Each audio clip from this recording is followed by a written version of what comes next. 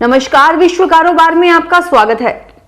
अगर आप व्यापार उद्योग से जुड़े हैं, अगर आप अपने व्यापार उद्योग को और आगे बढ़ाना चाहते हैं, अगर आप देश विदेश और स्थानीय व्यापार उद्योग के क्षेत्र में हो रही गतिविधियों से अपडेट रहना चाहते हैं, तो व्यापार उद्योग की तमाम छोटी बड़ी खबरें जानने के लिए हमारे YouTube चैनल विश्व कारोबार को सब्सक्राइब करें। विश्व कारोबार पर आपको मिलेगी ताजा और समीक्षात्मक खबरें, नए कानून, केंद्र और राज्य सरकार की गाइडलाइन। विश्व कारोबार को लाइक, शेयर और सब्सक्राइब करें। हर अपडेट के साथ आपको मिलेगी नई नई जानकारी। नमस्कार, विश्व कारोबार में आपका स्वागत है। पेश है व्यापार उद्योग की बड़ी खबरें। 3 नवंबर को होने वाले अमेरिकी राष्ट्रपति चुनाव के नतीजों की अनिश्चितता के चलते सोमवार को सुबह के कारोबार के दौरान सोने और चांदी की वायदा कीमत में तेजी देखी गई।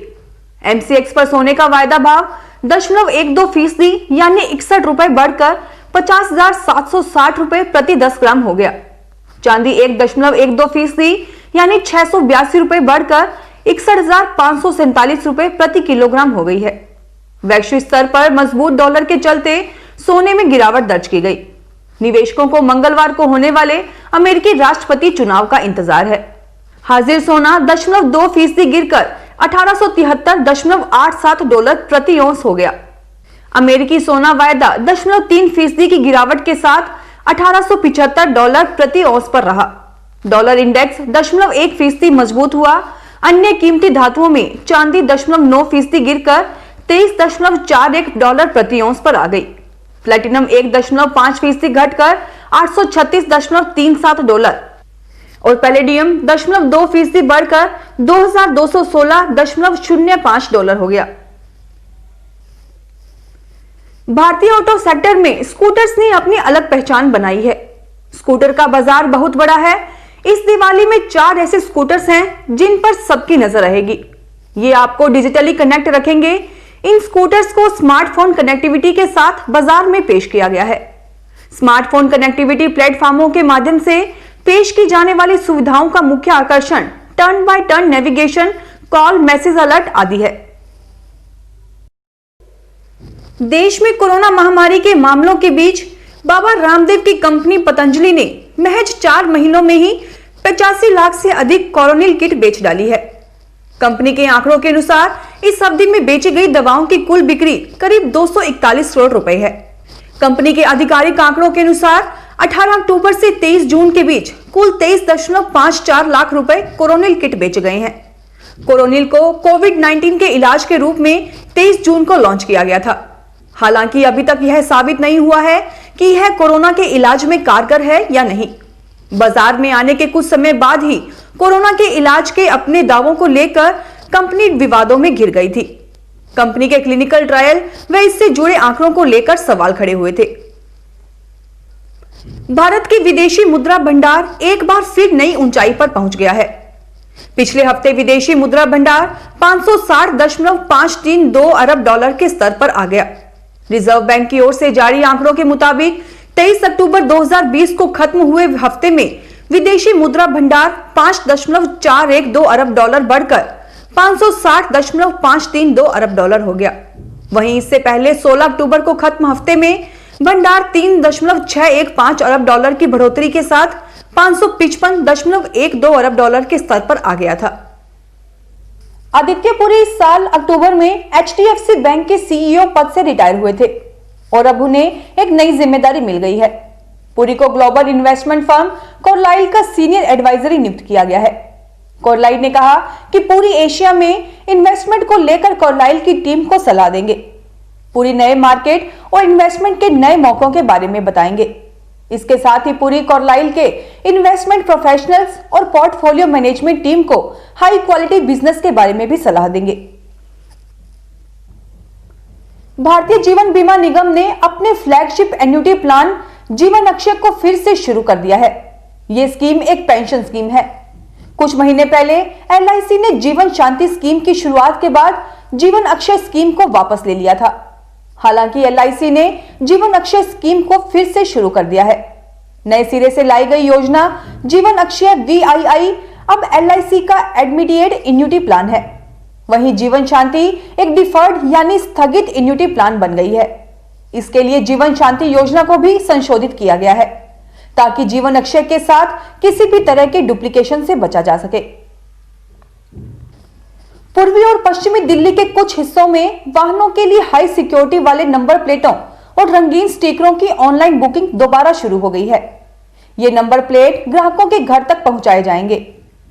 दिल्ली के परिवहन मंत्री कैलाश गहलोत ने बताया कि पिछले महीने अधिकारियों को ऑनलाइन बुकिंग बंद करने के निर्देश दिए गए थे।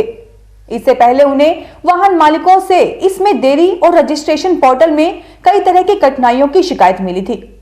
मीडिया रिपोर्ट्स के मुताबिक एक अधिकारी ने बताया कि इस बार बेहतर तरीके से शुरुआत की गई है।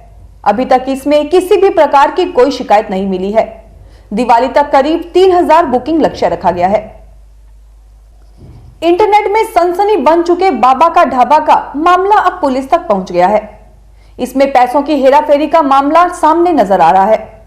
दिल्ली दक्षिण के मालवीय नगर में लोकप्रिय भोजनालय बाबा का ढाबा के मालिक कांता प्रसाद ने इंस्टाग्राम इन्फ्लुएंसर और यूट्यूब गौरव वासन के खिलाफ पैसों की हेराफेरी की शिकायत दर्ज कराई है। इंडेन गैस ने एलपीजी गैस सिलेंडर बुकिंग के नंबर में बदलाव कर दिया है।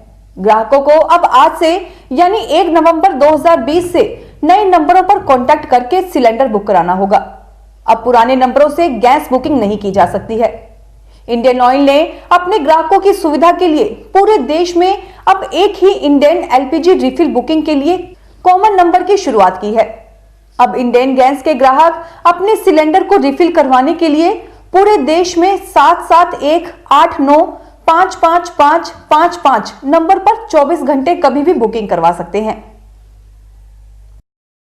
प्याज पर स्टॉक लिमिट लगने और विदेशी प्याज के देश के बाजार में उतरने से आसमान छूते दामों पर लगाम तो लग गया है, लेकिन देश के उपभोक्ताओं को सस्ती प्याज तभी मिल पाएगी जब घरेलू आवक में इजाफा होगा, क्योंकि प्याज का आयात भी सस्ता नहीं है। आयातित लाल प्याज देश के बाजारों में 65 रुपए प्रति किलो बिक रहा है। हॉर्टिकल्चर प्रोड्यूस एक्सपोर्ट्स एसोसिएशन के अध्यक्ष अजीत शाह ने बताया कि आयातित प्याज का लागत मूल्य मुंबई पोर्ट पर करीब 40 से 50 रुपए प्रति किलो पड़ता है। ऐसे में देश के विभिन्न राज्यों में आयातित प्याज के परिवहन की लागत जोड़ने के बाद 55 से 65 रुपए प्रति किलो से कम भाव पर आयातित प्याज उपभोक्ताओं को नहीं मिल पा रहा है। भारत इस समय ईरान, मिस्र, तुर्की और हॉलैंड के साथ साथ अफगानिस्तान से भी प्याज का आयात कर रहा है।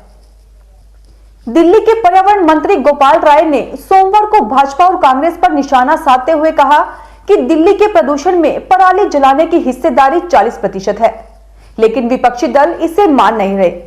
पृथ्वी विज्ञान मंत्रालय के वायु गुणवत्ता और मौसम पूर्वानुमान तथा अनुसंधान प्रणाली के अनुसार दिल्ली के प्रदूषण में पराली जलाने की हिस्सेदारी रविवार को बढ़कर 40% हो गई है, जो कि इस मौसम का अधिकतम है। Smugglers and foreign exchange manipulators agency ने अंडरवर्ल्ड डॉन दाऊद इब्राहिम की रत्नागिरी की कई संपत्ति बेचने की तैयारी पूरी कर ली है। एजेंसी 10 नवंबर को रत्नागिरी में मौजूद दाऊद की 8 संपत्तियों को नीलाम करने जा रही है। अंडरवर्ल्ड डॉन दाऊद इब्राहिम को भारत छोड़े 36 साल से ज्यादा का समय हो चुका है। जांच एजेंसी ने 1984 में दाऊद के भारत से भागने से पहले उसकी जितनी भी संपत्ति थी उसे जब्त कर लिया था और अब इन सभी संपत्ति को नीलाम करने की तैयारी चल रही है। कोरोना लॉकडाउन की मार कहें या कुछ और, लेकिन बीते कुछ महीनों से देश के मेवा बाजार को मंदी का ग्रहण लगा हुआ है।